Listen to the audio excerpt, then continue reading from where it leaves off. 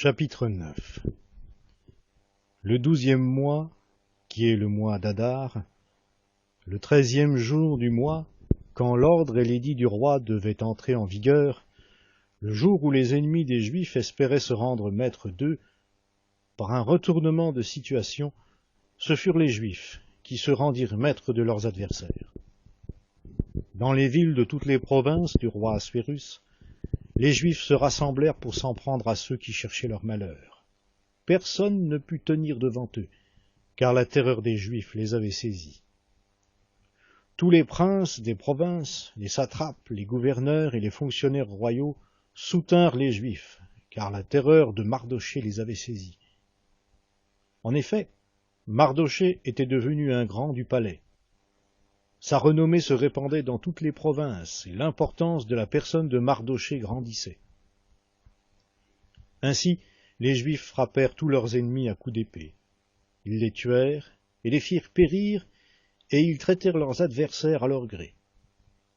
Rien qu'à Suse, la capitale, les Juifs tuèrent et firent périr 500 hommes.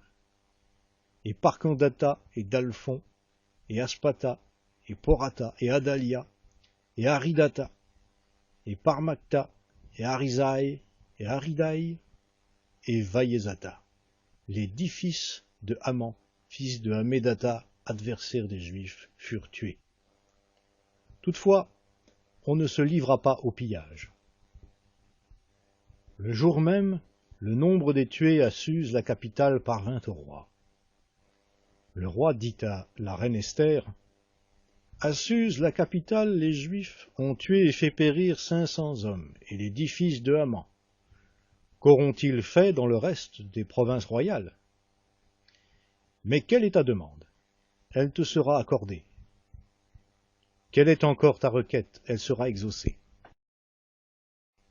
Esther répondit: « S'il plaît au roi, qu'il soit aussi permis aux Juifs de Suse d'agir demain comme aujourd'hui, et que l'on pende les 10 fils de Haman à la potence. » Le roi dit de faire ainsi. On en publia l'édit à Suse, et les 10 fils de Haman furent pendus. Les Juifs de Suse se rassemblèrent donc aussi, le 14e jour du mois d'Adar, et tuèrent 300 hommes, sans se livrer au pillage. Les autres Juifs, ceux des provinces royales, s'assemblèrent pour défendre leur vie et se garantir contre leurs ennemis. Ils tuèrent 75 000 de leurs adversaires, sans se livrer au pillage. Le 13e jour du mois d'Adar, en repos le 14, ils en firent un jour de festin et de joie. Quant aux Juifs de Suse, ils se rassemblèrent le 13 et le 14. En repos le 15, ils en firent un jour de festin et de joie.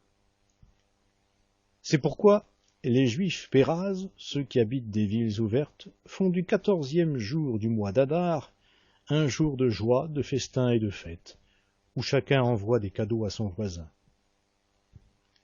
Mardochée écrivit ces choses dans des lettres qu'il envoya à tous les Juifs de toutes les provinces du roi Assuérus, au près et au loin, pour qu'ils observent l'institution du 14e jour du mois d'Adar, ainsi que du 15e d'année en année. À l'exemple de ces journées où les Juifs s'étaient garantis contre leurs ennemis en ce mois où leur chagrin s'était changé en joie et leur deuil en fête, ils devaient en faire des jours de festin et de joie, où chacun envoie des cadeaux à son voisin et des dons aux pauvres. Les Juifs firent une tradition de leur célébration initiale et des consignes de Mardochée. Car Haman, fils de Hamédata l'Agagite, adversaire de tous les Juifs, avait projeté de faire périr les Juifs. Il avait jeté le pour, c'est-à-dire le sort, pour les tourmenter et les faire périr. Mais lorsqu'Esther se présenta devant le roi, celui-ci ordonna par écrit que le mal qu'il avait projeté contre les Juifs retombe sur sa tête, et qu'on le pende à la potence, ainsi que ses fils. C'est pourquoi on a appelé ces jours-là Pourim, d'après le mot pour. Ainsi, en vertu de tous les événements rapportés par cette lettre, de ce qu'ils en avaient vu et de ce qui leur était arrivé, Les Juifs instituèrent une tradition irrévocable pour eux, pour leur descendance et pour ceux qui se joindraient à eux. On célébrerait ces 2 journées selon le mode prescrit et au temps fixé, d'année en année.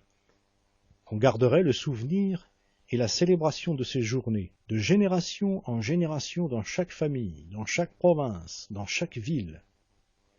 Ces jours de Pourim sont irrévocables chez les Juifs. Leur souvenir ne se perdra pas chez leurs descendants. La reine Esther, fils d'Abishai et le juif Mardoché, écrivirent avec toute leur autorité afin de confirmer cette seconde lettre de Pourim. À tous les Juifs des 127 provinces du royaume d'Assuérus, on envoya des lettres, messages de paix et de fidélité. Ces jours de Pourim furent institués à leur date, à l'occasion de leur jeûne et de leur clameur, comme le juif Mardoché et la reine Esther les avaient institués, pour les Juifs eux-mêmes et pour leurs descendants. L'histoire d'Esther institue le rituel de Pourim. C'est pourquoi elle est écrite dans ce livre.